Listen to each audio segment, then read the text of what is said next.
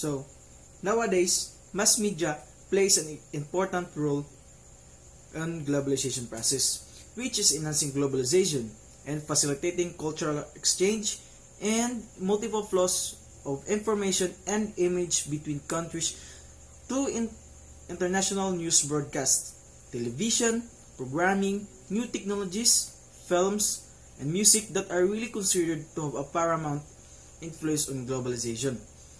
Also, because of globalization process today, there is increased access to a broad range of media, so which plays a very important role in shaping human minds and has an immense impact on our societies, personal lives, and thus these two equally important processes interact with each other and provide mutual assistance in expansion of the sphere of influence.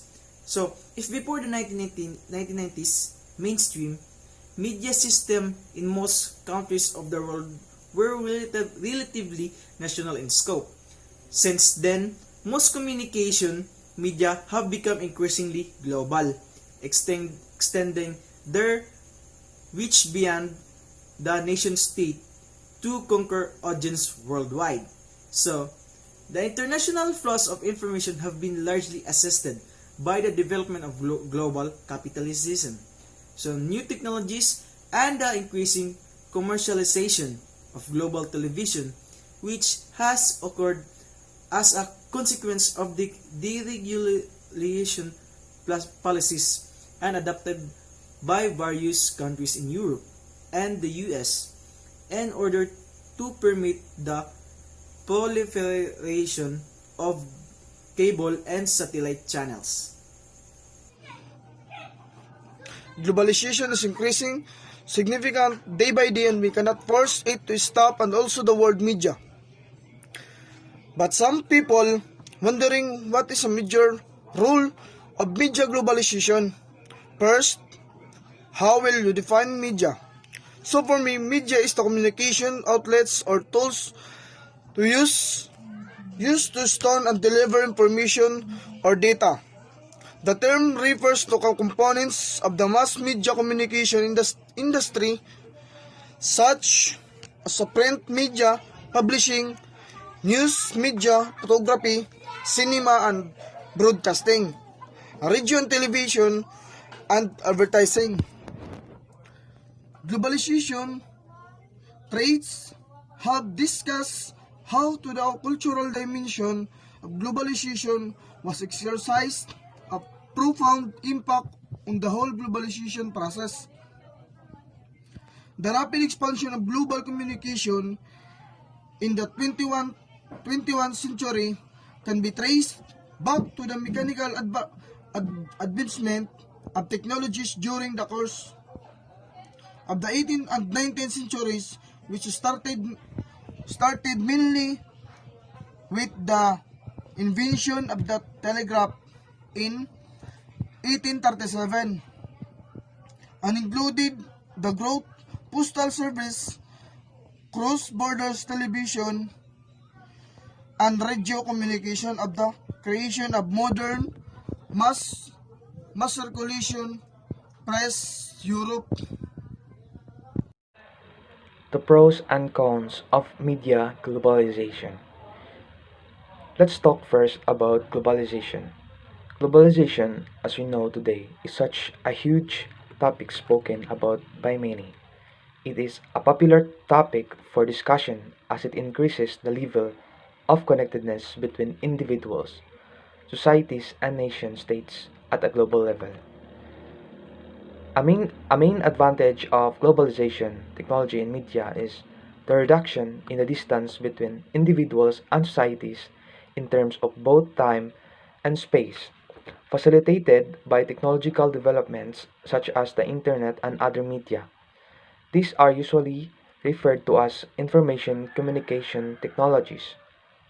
The development of ICTs has not only resulted in major changes in the workings of the mass media, but also allows the rapid transfer of information, knowledge, and capital, according to Sage Publications 2010. Technological advancements have caused globalization to rise within the past 10 years.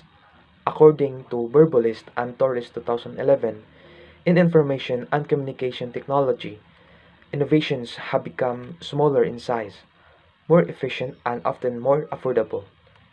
In transport technology, vehicles have tended to become larger and faster, as well as becoming more environmentally friendly and cheaper to run. Whether for personal use or for business, technology has made the world seem a smaller place and assisted in the rise of globalization. Communication technology has made it easy for people all over the world to communicate with one another through emails, the internet, chat programs, and video calls. Both media, globalization, and technology globalization have its advantages and disadvantages. We previously discussed some of the advantages of both media and technology as it arise to globalization, but here are some more. Media, like society, has become greatly diverse, therefore offering a variety of choice to individuals worldwide than ever before. Consumers are in control and also have a vast choice in their media consumption. This in turn widens cultural horizons and gives persons access to various cultures worldwide.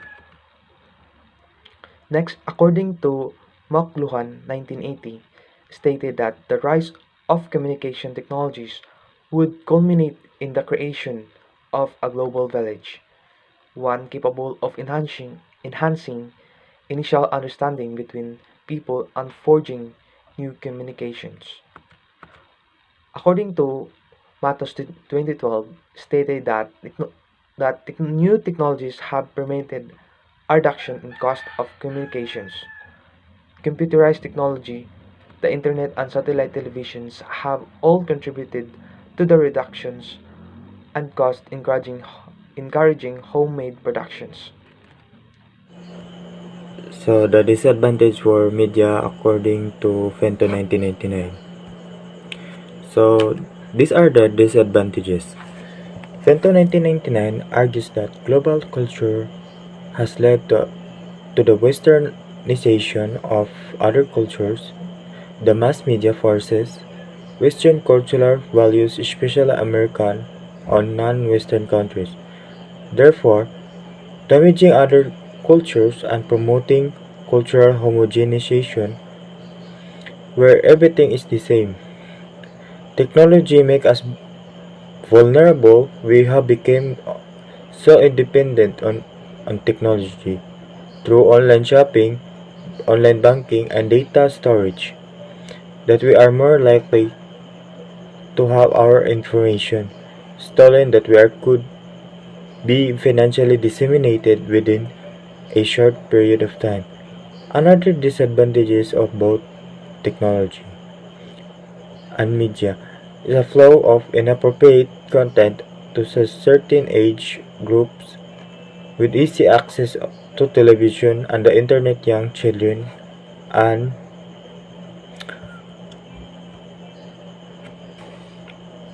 and teenagers are exposed to inappropriate content such as pornography, drug use, violence, and criminal activities. There is such much room for digital divide, where persons who do not have access to media and technology become isolated in relation to the rest of the world, thereby creating global inequalities just like both sides of a coin. Globalization it relates to the media technology has its pros and cons. However, in our current times, globalization is at its peak. The main goal of globalization must be geared toward assisting the less fortunate countries by providing them with the best lifestyle opportunities that more advanced countries already it and should focus on ensuring that all countries benefit from the advantages of globalization within equal rights and by playing the same rules. Hi, my name is Mark Luigi Garcia, and my question is there globalization without media? Well, for me, no. There's no globalization without media because media has a great impact on people's lives or even in the whole world in today's generation. Because it brings people together and which forms a common bond, which is actually a form of globalization, like the sharing of news through television, radio, and newspapers create common experience for everyone who sees it. Now, media is largely a cultural product, and the transfer of such a product is likely to have an influence on the recipient's culture. Like increasingly, technology has also been propelling globalization, and technology allows for quick communication, fast and coordinated transport, and efficient mass marketing, all of which have allowed globalization to take hold.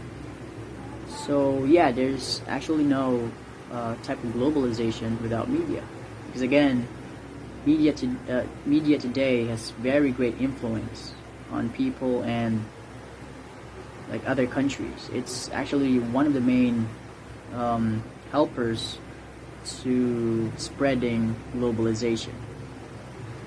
Is there globalization without media? My answer is no. There is no globalization without media because it will make the media industry useless for its main goals include audience engagement and revenue growth. The mass media are today seen as a key role in enhancing globalization and facilitating cultural exchange in enhancing flows and information and image between countries through international news broadcasts, television programming, new technologies, film and music. Social media improve creativity and social awareness for our society by interacting with other people and sharing new ideas and opinions. And social media increase the connection between people and create an environment in which you can share your ideas, your opinions, or pictures and lots of stuffs. Is media globalization a form of cultural imperialism? Yes, it is. Because as the technology develop, technology make it possible to make worldwide movement toward economic, financial trade, and communication integration. And that's what we call the globalization. The globalization paradigm started with a good purpose. It was to unify the world, was to share and understand each other's culture. However, it turns the globalization paradigm has its flaws, and these flaws described as a cultural imperialism. Media globalization is a form of cultural imperialism as a media in places such as America with a channels such as CNN, BBC, and all international broadcast government. That is the example of media globalization. As a government news, which can most assuredly influence people around the world, as television is a communication channel and depending on what industry they belong to. Media globalization shall be defined as the phenomenon of expanding multinational corporate media investment, resulting in the emergence of a global oligarchy of first-tier corporations which own and operate a variety of mass media content and distribution technologies, including television, radio, film, music, and etc.